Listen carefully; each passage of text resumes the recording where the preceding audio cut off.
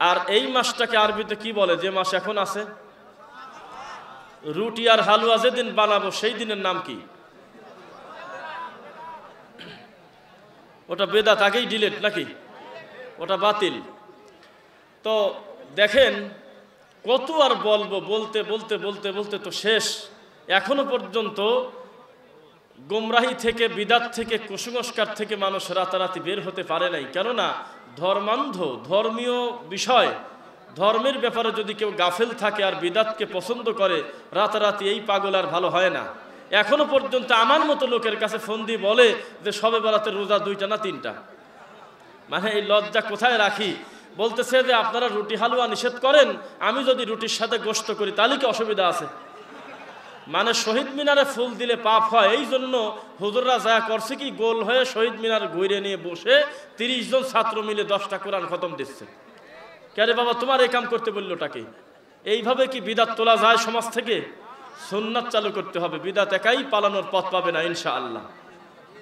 তো যাই হোক, সারা বছর নাসিরউদ্দিন আলবানী রাহিমাহুল্লাহকে গালি দেয়, সারা বছর ঘড়ির মেকার বলে, নোংরা ভাষায় লোকটাকে গালি দেয়। ইহুদিরা টাকা খরচ করে বলে পড়াইছে যে এই শবে বরাত আসে, এই কানাসোর নাসিরউদ্দিন আলবানীর ওই হাদিসটা, হাসান যিনি বলেছেন হাদিসটা, ওইটা নিয়ে এসে বলতেছে এই দেখো এই দেখো, নাসিরউদ্দিন আলবানী পর্যন্ত বলছে যে শবে বরাতের হাদিসটা আছে, ঠিক আছে। ওরে চোর, সারা বছর তুমি লোকটাকে গালি দিলে, শুধুমাত্র সামান্য একটু রুটি হালুয়ার লোভে এই লোকটার নাম ভাঙায় খাচ্ছ তুমি। এইভাবে তুমি মান দাও। কয় যে সৌদি আরবে 20 টাকা চলে, আপনারা তো সৌদিকেই মানেন না, বিভিন্নভাবে কটাক্ষ করে। সৌদি আরবে আর কিছু নাই রে বাবা, সৌদি আরবে আর কোনো কিছুই কি চলে না? সৌদি আরবে যেই যেই জিনিস চলে, ওই জিনিস যদি আপনি চালাতেন, আমরা বহু জিনিস ছাড় দিতাম।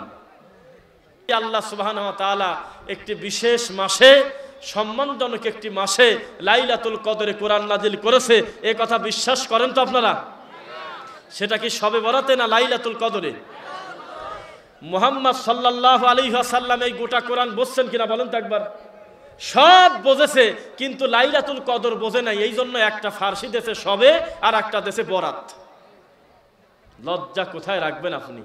15ই শাবানের নাম যে নেসফে শাবান, এটা আল্লাহ নবী বুঝতো না, বলে ভাষা জানে না, নাউজুবিল্লাহ। যিনি গোটা কোরআন বোঝে সে বলে নেসফে শাবান বোঝে না।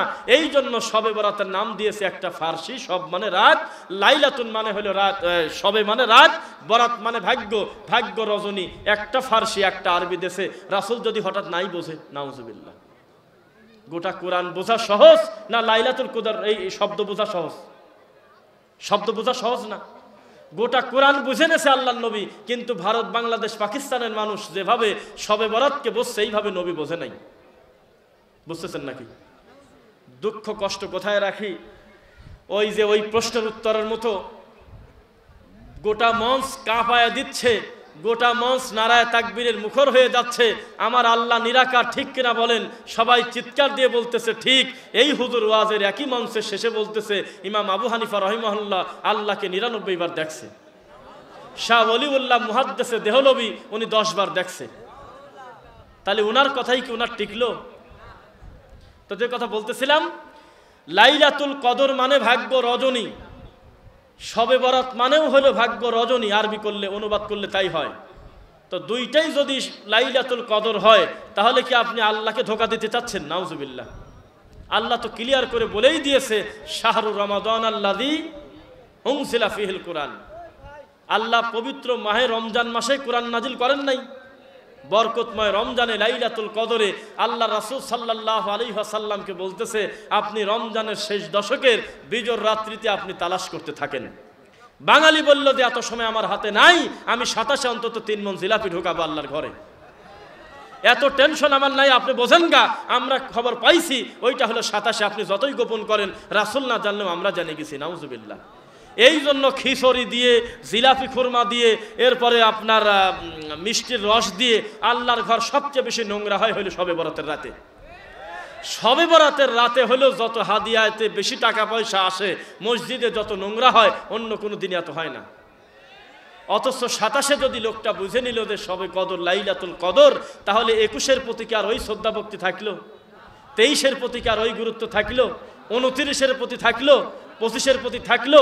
আল্লাহ বলতেছে আমি মুহাম্মদ কেউ জানতে দেই নাই, আপনার মুখ দিয়ে বলে দেন কবে আমি নির্দিষ্ট করি নাই, নট অনলি ফিক্সড। তোমরা রমজানের শেষ দশকের বিজর রাত্রিতে তালাশ করতে থাকো, লাইলাতুল কদর এর ভিতরেই আছে। বাঙালি বুঝে নিলাম সেটা হলো 27। নাউজুবিল্লাহ। মুহাম্মদ সাল্লাল্লাহু আলাইহি ওয়াসাল্লাম শাবান পালন করেছেন গোটা মাস সিয়াম পালন করে, ইল্লা কলিলা সামান্য কয়েকটা দিন বাদে গোটা মাস সিয়াম পালন করেছেন। আয়েশা রাদিয়াল্লাহু তাআলা আনহা বলতেছে আল্লাহর নবী আমার স্বামী মুহাম্মদ সাল্লাল্লাহু আলাইহি ওয়াসাল্লাম রমজানের বাইরে শাবান মাস ছাড়া এত রোজা জীবনেও রাখে নাই। কিন্তু আমরা দেখলাম যে আমাদের হাতে সময় কম, আমার ধান কাটা আছে, পাট কাটা আছে, আমার বহু কর্ম, বহু প্রয়োজন আমার আছে, আমার এত টাইম নাই। আমি লাইলাতুল শবে বরাত বলতে আমি বুঝি হলো 15ই শাবান। এটাকে মূল্য দেওয়া হইল? নাউজুবিল্লাহি মিন যালিক। এইভাবে আমরা অমূল্যহীন করে দিয়েছি, দামি জিনিসকে বেদামি করেছি নিজের খাসিয়াতের কারণে, নফসের কারণে। এইবার আমার দিকে তাকান, হাদিসের রাবি আব্দুল্লাহ ইবনে উমর রাদিয়াল্লাহু তাআলা আনহু তিনি বলতেছেন মান সামা রমাদানা ঈমানান ওয়া ইহতিসাবান গুফিরা লাহু মা তাকদ্দামা মিন যামবি। কেউ যদি সওয়াবের আশায় একনিষ্ঠভাবে আল্লাহকে খুশি করার জন্য ঈমানের সাথে যদি কেউ সিয়াম পালন করে, সেহরি আর ইফতার দিয়ে রোজা সম্পন্ন করে, তাহলে তার অতীতের গুনাহ মাফ। সুবহানাল্লাহ বলেন। ওয়ামান কামা রমাদানা ঈমানান ওয়া ইহতিসাবান। কেউ যদি রমজানের রাতে দাঁড়ায়, দাঁড়ানো মানে কি? আল্লাহ রাসূল সাল্লাল্লাহু আলাইহি ওয়াসাল্লাম কিয়ামুল লাইল বলে সব ক্লিয়ার করে দেয় নাই, কিন্তু বাঙালি এখনো সিদ্ধান্ত নিতে পারে নাই রোজা রাখার পরে রাতে যেটা পড়ি ওটা কি তারাবি না কিয়ামুল লাইল, এখনো জানেই না।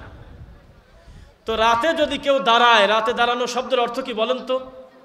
কিয়ামে রমাদান কেউ যদি করে ঈমানের সাথে সওয়াবের আশায়, তাহলে গফিরা লাহু মা তাকদ্দামা মিন যামবি, ওই লোকটার অতীতের গুনাহ ক্ষমা। এবার বলতেছে ওমান কামা লাইলাতুল কদর ঈমানান ওয়া ইহতিসাবান। কেউ যদি লাইলাতুল কদর পেয়ে যায়, লাইলাতুল কদরকে যথাযথ মূল্যায়ন করে ঈমানের সাথে আর সওয়াবের আশায়, ওই লোকটার অতীতের গুনাহ ক্ষমা। এবার আপনাদের কাছে প্রশ্ন, কেউ যদি রমজানের সিয়াম পালন করে তার গুনাহ মাফ, সিয়ামের ভিতরে তারাবি নাই, সিয়ামের ভিতরেই কদর নাই, কিন্তু আল্লাহ একই কথা 3 বার ভেঙে ভেঙে বলার উদ্দেশ্য কি জানা আছে কারোর? মূলত তিনি চাচ্ছে এই রমজান মাসে আমার বান্দাগুলি ক্ষমা পেয়ে যাক, আমি জাহান্নামে তাদের দেব না, এই সুযোগে মানুষ তার গুনাহ থেকে মুক্ত হোক। এই জন্য একই রমজানের ভিতরে সেহরি ইফতার দিয়ে একটা রোজা, আর একটার নাম কিয়ামুল লাইল, আর একটার নাম হলো লাইলাতুল কদর। কোনোভাবে যাতে আমার বান্দা মাহরুম না হয়, গুনাহ যাতে ক্ষমা হয়েই যায় ইনশাআল্লাহ। তো আল্লাহ সুবহানাহু ওয়া তাআলা এই বরকত মাস আমাদেরকে তুমি কবুল কর, আল্লাহুম্মা আমিন। তো এই মাসে আমাদের করণীয় আছে কিনা? কিছু আছে কি? করণীয় কি আছে? এই মাসে সিয়াম পালন করতে হবে, যথাযথ মূল্যায়ন করতে হবে, প্রত্যেকটা দ্রব্য মূল্যের দাম বাড়ায় মানুষের ক্ষমতার বাইরে করতে হবে নাকি? না, মানুষ স্বাভাবিক গতিতে থাকবে। আল্লাহর কসম, রমজান মাস যে দয়ার মাস, এইটা প্রমাণ করতে হবে আপনাকে একটু ছাড় দিয়ে। রমজান মাস পেয়ে যে আপনি খুশি, আপনি যে তৃপ্ত, আল্লাহর উপর যে আপনি খুশি, আপনি এই পাঞ্জাবির দাম আগে যদি নিয়েছেন 2500 টাকা, এখন নেবেন 2200 টাকা, তাহলে প্রমাণ করলেন রমজানকে যথাযথ মূল্যায়ন করলেন। 1 কেজি তেল যদি অন্য মাসে আপনি 95 টাকা বিক্রি করেন, অন্তত 1টা টাকা হলেও কমায় আপনি প্রমাণ করেন যে এই রমজানটা পেয়ে আপনি খুশি হয়েছেন। আর যদি মনে করেন যে দোকান খুলে বসেই থাকি হলে রমজানের রোজার একটু বেচা কেনার জন্য, 1 মাসে যা বেচবো 11 মাস খাবো, তাহলে আপনি রমজানকে এইভাবে মূল্যায়ন করলেন না, রমজানকে একটা টোপ মনে করলেন, সুযোগ নিলেন, এই সুযোগে মানুষের পকেট খালি করবো। নাউজুবিল্লাহি মিন যালিক। মানুষ ভয়তে 1 মাস 2 মাস আগে তেল কিনে রাখে, বেসম কিনে রাখে, ছোলা কিনে রাখে, কেননা রমজান মানেই হলে ভয়াবহ বিপদ। নাউজুবিল্লাহ। এই বিপদের জন্য কি আল্লাহ এই মাসটা দিয়েছিলেন? এই মাসটা দিয়েছিলেন মানুষকে আল্লাহ ভীতি অর্জন করার জন্য। আল্লাহ সুবহানাহু ওয়া তাআলা বলতেছে, ইয়া আইয়ুহাল্লাযীনা আমানু, হে ঈমানদারগণ, কুতিবা আলাইকুমুস সিয়াম। কুতিবা মানে ফরিজা, ফরজ করা হয়েছে, লিখে দেওয়া হয়েছে তোমাদের উপরে সিয়ামকে। কি রমজান মাসের সিয়াম ফরজ না? কথা বলতেছেন না কেন? এই সিয়ামকে ফরজ করা হয়েছে অন্য কোনো কারণে না, এই কারণে ফরজ করা হয়েছে যাতে তোমরা না খেয়ে মরে যাও তা না, যাতে তোমার কষ্ট হয় এই জন্য না, লাআল্লাকুম তাত্তাকুন, যাতে তুমি আল্লাহ ভীতি অর্জন করতে পারো। সুবহানাল্লাহ। আমি আল্লাহ যদি চাইতাম যে আমার বান্দা রোজা রাখা অর্থ হলো তাকে কষ্ট দেওয়া, তাহলে সেহরি আর ইফতারের ব্যবস্থা করতাম না। বোঝা যাচ্ছে নাকি? তাহলে সেহরি আর ইফতারের ব্যবস্থা করতাম না, বরং সেহরি করতে হবে দেরি করে না তাড়াতাড়ি, সেহরি ইফতার করতে হবে দেরি করে না তাড়াতাড়ি। একটা লঞ্চে সব হলো ওই অবস্থায়, একটা লোক সময় মতো ইফতার করছে, গোটা লঞ্চের লোক বলতেছে সি সি সি সি, সারাদিন পারলো 3 মিনিটের জন্য গোটা রোজাটা মেরে দিয়েছে যা। অত সেই লোকটা কিন্তু সময় মতো ইফতার করলো, এই জন্য সবাই বলতেছে যে সারাদিন পারলে আর 2টা মিনিট সহ্য হতো না, সন্দেহের জন্য 2 মিনিট দেরি করলে কি হতো, এখনো তো আযান ভালো করে পড়েই নাই। এই কথা বলে নাই, লা ইয়াজালুন নাস মা আজ্জালুল ফিতর, আমার উম্মত ততদিন পর্যন্ত ধ্বংস হবে না, কিয়ামত হবে না যতদিন পর্যন্ত আমার উম্মত ইফতারটা তাড়াতাড়ি করবে। সুবহানাল্লাহ। অথচ এইটা আমাদের দেশে বোঝা মনে করা হয় না। আর কি একটা অপবাদ, বলে যে ফারাজিরা, ওহাবিরা, লামাঝাবিরা ওরা হলো ইফতার আগে আগে করে, আমরা ইফতার সময় মানে দেরি করে করি। কথাটা প্রশ্ন উত্তর ভুল, প্রশ্নটাই ভুল। হয়তো হলো আমরা সময় মতো ইফতার করি, তোমরা করো দেরি করে, এইটা হলো উত্তর। আমরা কি তাড়াতাড়ি করি, ওনারা দেরি করে, না আমরা সময় মতো করি, ওনারা দেরি করে? আমরা কিন্তু তাড়াতাড়ি ইফতার করি, কথা মিথ্যা কথা। আমরা সময় মতো ইফতার করি, ওরা করে দেরি করে। তাড়াতাড়ি করার নাম সময় মতো ইফতার করা না। রাসূল সাল্লাল্লাহু আলাইহি ওয়াসাল্লাম সন্দেহের জন্য 1 মিনিট দেরি করতে বলে নাই, আর বাঙালি 5 মিনিট যোগ করে রাখছে যে প্লাস করে রাখো, হঠাৎ যদি একটু দেরি না করার কারণে রোজা ভেঙেই যায়। নাউজুবিল্লাহি মিন যালিক। এই রমজানকে কেন্দ্র করে শাবান মাসে একটা হাদিস টানতে টানতে নিয়ে যায়, জাল হাদিস, প্রত্যেকটা জুমার খুতবায়, আল্লাহুম্মা বারিক ফি রজব ওয়া শাবান ওয়া বাল্লিগনা রমাদান। আল্লাহ, আমাকে তুমি রজব আর শাবান মাসে বরকত দাও, এই বরকত টেনে নিয়ে তুমি রমজান পর্যন্ত লম্বা করে দাও। শুনতে ভালো শোনা গেল না? কিন্তু কথাটা তো মিথ্যা কথা, রাসূলের উপর অপবাদ দেওয়া। এই জাল হাদিসটা ছাড়া রজব আর শাবান মাসে বরকতই নেই। নাউজুবিল্লাহ। এইভাবে মিথ্যা কথা দিয়ে শুরু, মিথ্যা কথা দিয়ে শেষ সিয়াম। আমরা বলি কি, ততদিন পর্যন্ত আমরা বেদাতের ব্যাপারে সোচ্চার থাকবো, ততদিন পর্যন্ত আমরা আওয়াজ করবই, যতদিন পর্যন্ত তুমি নামাইতো না ছাড়বে। ততদিন পর্যন্ত আমরা জোরে আওয়াজ করে কথা বলবই, যতদিন পর্যন্ত তুমি মানুষের বানানো ইফতারের দোয়া বন্ধ না করবে। যতদিন পর্যন্ত তুমি নামাইতো আর ইন্নী অজ্জাহাতু সালাতের আগে পড়া বাদ না দিবে, ততদিন পর্যন্ত আমরা আওয়াজ রাখবই রাখবো। এখন একটু তাকান আমার দিকে। যার যিনি চোর, তার মন পুলিশ পুলিশ না? এইবার কিন্তু খুব কঠিন ওয়াজ হবে ইনশাল্লাহ, ইনশাল্লাহ পড়ি। যার যিনি চোর, তার মন পুলিশ পুলিশ না? দেখবেন যে একটা বাচ্চা ছেলে 2 টাকা দামের একটা বাঁশিতে জোরে করে ফুঁ দিছে, কেউ ওঠে না, উঠি দৌড় দিছে, তার মানে ও চোর। ও মনে করছে যে বাঁশি যদি পুলিশেরই হয়, তো চোরের মন পুলিশ পুলিশ। এইবার একটা প্রমাণ নেন। দ্বিতীয় বক্তার প্রধান বক্তা থাকে না মাহফিলে? দ্বিতীয় বক্তা, তৃতীয় বক্তা, চতুর্থ বক্তা, পঞ্চম বক্তা, মাগরিব থেকে শুরু করে 4টা বক্তা ওয়াজ করছে, 5ম নাম্বার বক্তা এসে ওয়াজ শুরু করবে। বোঝা যাচ্ছে নাকি? প্রধান যিনি, তিনি আগে আসে না শেষে আসে? শেষে। ধরেন যে আপনি প্রধান বক্তা, 4টা বক্তা আপনার আগে ওয়াজ করছে। 4 নাম্বার বক্তা যখন ওয়াজ শুরু করে, তখন কোরআনের একটা আয়াত বলেছিল, ইয়া আইয়ুহাল্লাযীনা আমানুত্তাকুল্লাহ ওয়া কুনু মা'আস সাদিকিন। এটা হলো 4 নাম্বার বক্তা। 3 নাম্বার বক্তা যখন ওয়াজ রানিং করে, তখন বলেছিল, আলা ইন্না আউলিয়া আল্লাহি লা খাউফুন আলাইহিম ওয়া লা হুম ইয়াহজানুন। 2 নাম্বার বক্তা যখন ওয়াজ শুরু করে, তখন বলছিল, ইয়া আইয়ুহাল্লাযীনা আমানুত্তাকুল্লাহ ওয়াবতাগু ইলাইহিল ওয়াসিলা। 1ম নাম্বার বক্তা যখন ওয়াজ শুরু করে, তখন তিনি বলেছিলেন, ইয়া আইয়ুহাল্লাযীনা আমানু ওয়া কুনু আলা ইন্না আউলিয়া, বলছি তো না? মান ইয়াহদিল্লাহু ফাহুয়াল মুহতাদ ওয়া মান ইউদ্লিল ফালান তাজিদ লাহু ওয়ালিয়্যাম মুরশিদা। লা ইউমিনু আহাদুকুম হাত্তা আকুনা আহাব্বা ইলাইহি মিন ওয়ালিদিহি ওয়া ওয়ালাদিহি ওয়ান নাসি আজমাইন। যে হাদিস বললাম আর যে কোরআনের 5টা আয়াত বললাম, আল্লাহর কসম সবই ঠিক আছে, কোনো সমস্যা নেই। এইবার প্রধান বক্তা যিনি বক্তব্য দিবেন, তিনি উঠে বলতেছে, আতিউল্লাহ ওয়া আতিউর রাসূল ওয়ালা তুবতিলু আমালাকুম মান আহদাসা ফি আমরিনা হাযা মা লাইসা মিনহু ফাহুয়া রাদ। যেই এই হাদিস বলছে, চারজন বক্তাই আশা করেছিল যে এই প্রধান বক্তার মুখের ওয়াজ আজকে শুনবো। যেই এই হাদিসটা বলছে উঠে চলে যাচ্ছে আর করছে এদো ওয়াহাবি মাওলানা। বুঝতেছেন না? প্রত্যেকেই কিন্তু একটা করে কোরআন মাজিদের আয়াত দিয়ে ওয়াজ শুরু করছে।